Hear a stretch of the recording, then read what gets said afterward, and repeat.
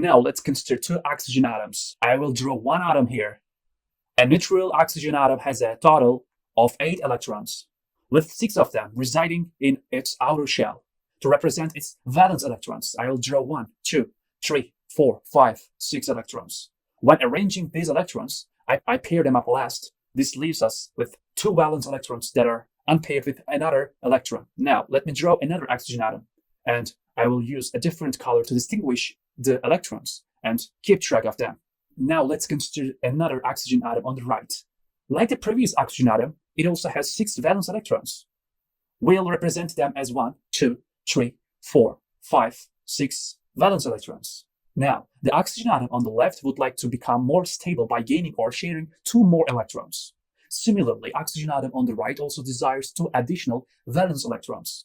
How can they achieve this? Well, what if the oxygen atom on the left shares its 2 electrons with the oxygen atom on the right and vice versa? In other words, the oxygen atom on the left shares this electron and this electron with the oxygen atom on the right, while the oxygen atom on the right shares this electron and this electron with the oxygen atom on the left. If this were to happen, the structure would look like this, with the oxygen atom on the left and the oxygen atom on the right connected by a line, representing the sharing of 2 electrons. This diagram illustrates that there are 2 electrons being shared between the 2 oxygen atoms. We can represent this shared pair of electrons with a line. Let's continue to the diagram by indicating the sharing of 2 more electrons with another line. We can then draw the remaining valence electrons. The oxygen atom on the left had 4 more valence electrons, and the oxygen atom on the right also had 4 more valence electrons. What's significant here is that the shared electrons cause the oxygens to stick together. Without this interaction, the electrons wouldn't be shared. This type of bonding is called a covalent bond. It allows both oxygen atoms to become more stable. From the perspective of the oxygen atom on the left, it originally had 6 valence electrons, but now it can share 2 more. Remember, each bond or line represents the sharing of 2 electrons. So this oxygen atom can say, hey, I get to have 1, 2, 3, 4, 6, 8 electrons that I'm dealing with. The same thing is true for the oxygen atom on the right. Now, there are some covalent bonds that are between atoms that are not equal in terms of their electron sharing.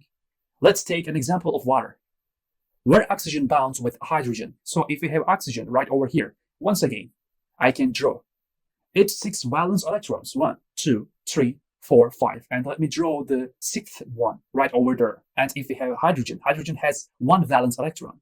So let's say there is a hydrogen atom with 1 valence electron and another hydrogen atom with 1 valence electron. Oxygen and hydrogen form covalent bonds. And in fact, that is how water is formed. So what would this bonding look like? Well, it would look like this. You have the oxygen atom right over here, and you have these 2 pairs of electrons that I keep drawing. And then this electron right over here could be shared with the hydrogen, and that hydrogen's electron could be shared with the oxygen.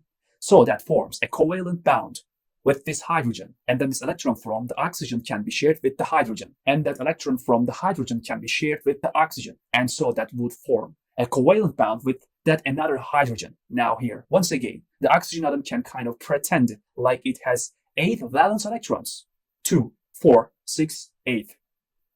And the hydrogen atoms can kind of pretend that they have 2 valence electrons. But there is one difference here, and that is that oxygen is a lot more electronegative than hydrogen. It is located to the right of hydrogen on the periodic table, specifically in the top of right corner, outside of the noble gases that really like to hug electrons. So what do you think is going to happen here? Well, the electrons in each of these covalent bonds are going to spend more time around the oxygen atom than around the hydrogen atoms. When we electrons spend a greater amount of time around the oxygen atom, we observe a higher concentration of negative charge around the oxygen. Consequently, the oxygen end of the water molecule acquires a partial negative charge, while the oxygen ends of the molecules develop partial positive charges. In case you are wondering, the symbol I'm using to denote partial charges is the lowercase Greek letter delta. As it is the convention in chemistry, this type of covalent bond, characterized by this charge imbalance or polarity, is referred to as a polar covalent bond.